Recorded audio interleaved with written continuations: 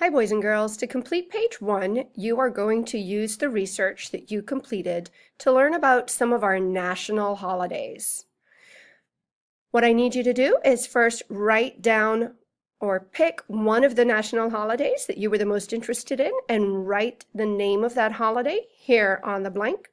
Don't forget that holiday should always have a capital letter because it is a proper noun.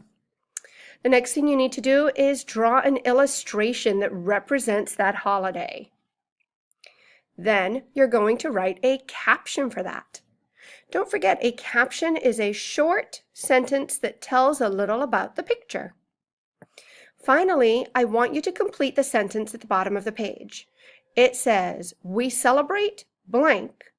That should be the name of your holiday. Because blank.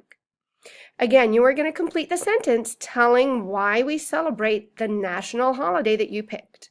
So again, it will say, "We celebrate blank because blank." Take your time and fill in that page.